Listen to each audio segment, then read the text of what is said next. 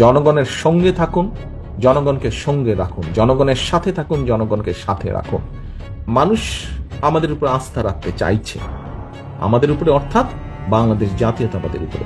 মানুষ অর্থাৎ দলমত নির্বিশেষে সাধারণ মানুষ যারা ভোটার এই দেশের, তারা বিএনপির উপরে আস্থা রাখতে চাইছে।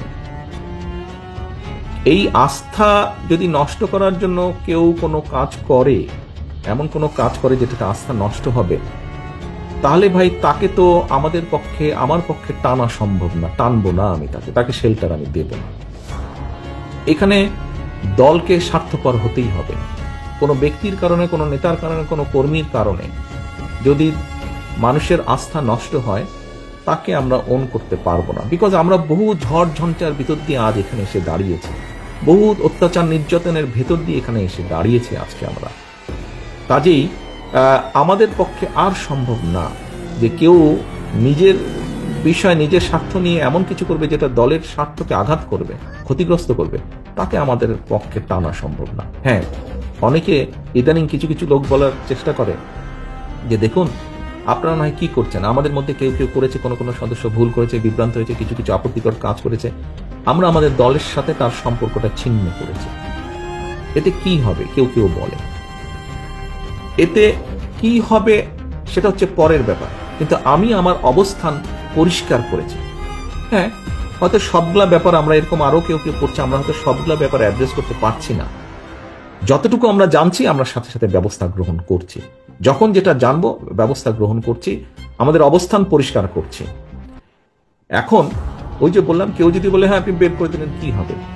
বের করে দিয়ে অন্তত একটি বিষয় আমি বলতে চাই, সেই বিষয়টি হচ্ছে সমাজে যে খারাপ মানুষ নাই তা তো না, ভালো মন্দ সবকিছু মিলিয়ে মানুষ, কিন্তু যে খারাপ তার সাথে আমরা সম্পর্ক রাখতে চাই না, যে অন্যায় করে, যে কিছু করে তার সাথে আমরা সম্পর্ক রাখতে চাই না। অন্তত এই ব্যাপারে আমরা মুখে বলবো একটা, কাজে করবো আর একটা, তা নয়। যা আমরা মুখে বলছি আমরা চেষ্টা করব আমাদের কাজের মধ্যেও তার রিফ্লেকশন বা প্রতিফলন থাকবে, সেজন্যই আমরা ব্যবস্থা গ্রহণ করছি। একটি রাজনৈতিক দল হিসাবে, একটি সংগঠন হিসাবে যেটি আমরা সর্বোচ্চ করতে পারি আমরা সেটিই করছি, সেটি করার চেষ্টাই আমরা করছি, সেটি ইনশাল্লাহ আমরা করব। এখন আমরা যদি আজকে সরকারে থাকতাম তাহলে আমরা যেটা করতে পারতাম, যারা এসব কাজ করছে দলের সাথে তাদের সম্পর্ক আমরা ছিন্ন করতাম, তো অবশ্যই একই সাথে দেশের আইন অনুযায়ী আমরা তাদের বিরুদ্ধে ব্যবস্থা গ্রহণ করতে পারতাম। কিন্তু সেই অবস্থানে এই মুহূর্তে আমরা নেই, সেই অবস্থানে এই মুহূর্তে আমরা নেই। কাজেই সেই অবস্থানে যদি ইনশাল্লাহ আমাদের যাওয়ার সুযোগ হয়, আজকে যেমন শুধু দলের সাথে সম্পর্ক ছিন্ন করছি, এর পরবর্তীতে সরকারি অবস্থানে থাকলে তখন যেহেতু আমাদের একটি সুবিধা থাকবে, অন্যায়কারী যেই হোক না কেন আমরা মুখে যেটা বলি আমরা সেটা বাস্তবায়নের চেষ্টা করব। এর কোনো নড়চড় হবে না, এর কোনো নড়চড় হবে না। কারণ জনবিচ্ছিন্ন যদি হয় কেউ, একটি রাজনৈতিক দল, রাজনৈতিক নেতা, রাজনৈতিক কর্মীরা যদি জনবিচ্ছিন্ন হয়, জনবিচ্ছিন্ন হলে জনগণের বিরুদ্ধে, দেশের বিরুদ্ধে কাজ করলে কনসিকুয়েন্সেস বা পরিণতি কি হয় ভাই আমরা 5ই আগস্ট দেখেছি না? আমরা 5ই আগস্ট দেখেছি। 5ই আগস্ট থেকে অনেক কিছু আমাদের শেখার আছে, 5ই আগস্ট থেকে অনেক কিছু আমাদের বোঝার আছে। কাজেই প্রিয় সহকর্মীবৃন্দ, আমরা 31 দফার কর্ম প্রশিক্ষণ আজকে করেছি। এই 31 দফার সাথে সাথে 31 দফা যেমন জনগণের কাছে নিয়ে যাব, 31 দফার মাধ্যমে আমাদেরকে রিয়েলাইজ করতে হবে, আমাদেরকে একটি বাস্তবায়ন করতে হবে, জনগণের পাশে থাকতে হবে, জনগণের সঙ্গে থাকতে হবে, জনগণকে সঙ্গে রাখতে হবে। জনগণ থেকে যদি দূরে চলে যাই আমরা, ওই 5ই আগস্টের পরিণতি কিন্তু হবে, 5ই আগস্টের পরিণতি হবে। কাজে 5ই আগস্টের পরিণতি থেকে যদি বাইরে থাকতে হয়, যেই রাজনৈতিক দলকেই বাইরে থাকতে হোক না কেন, তাদেরকে জনগণের সাথে থাকতে হবে, জনগণকে সঙ্গে রাখতে হবে। প্রিয় নেতাকর্মীবৃন্দ, আমরা রাজনৈতিক দল, এখানে উপস্থিত প্রত্যেকটি মানুষ আপনার রাজনৈতিক কর্মী।